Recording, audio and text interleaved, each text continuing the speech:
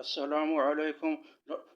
لقد غبت مدة طويلة عن يوتيوب لعدة أسباب، وهذه الأسباب كبيرة وعظيمة. والسبب الأول هو المراقبة التقنية. هاتفي مراقب، ولا يسمحون لي بفعل أشياء، ويحبسون حركتي، حتى كرهت الهاتف، وأصبحت لا علاقة لي بالهاتف. شعرت بأني لا علاقة لي بالهاتف، ولا بالاتصالات، ولا بالرسائل، ولا بالتطبيقات، وهذا أمر سيء للغاية.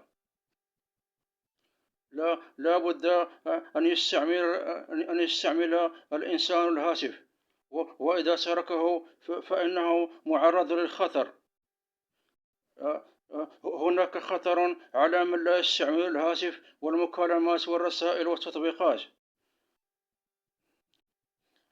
لقد غبت مدة طويلة بسبب المراقبة التقنية. والسبب الآخر هو الحرب الإسرائيلية.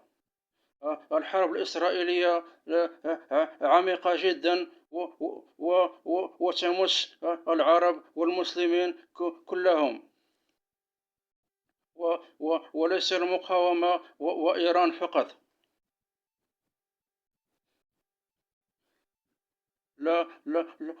لقد سقطت الروح، أو حدث سقوط معنوي. السقوط المعنوي له عدة إشارات. والسبب الآخر هو لقد جاءت حملة جديدة. السبب الثالث هو الحملة الجديدة لا يشعر بها الناس العاديون. الحملة لا يشعر بها الناس العاديون، وهذه الحملة هي حملة روحية أكثر منها حملة ظاهرة. يستعمل فيها السحر والجن، ويتسلطون على العرب والمسلمين. يتسلطون بالسحر على العرب والمسلمين، ويؤذونهم، ويدفعونهم للزنا وشرب الخمر.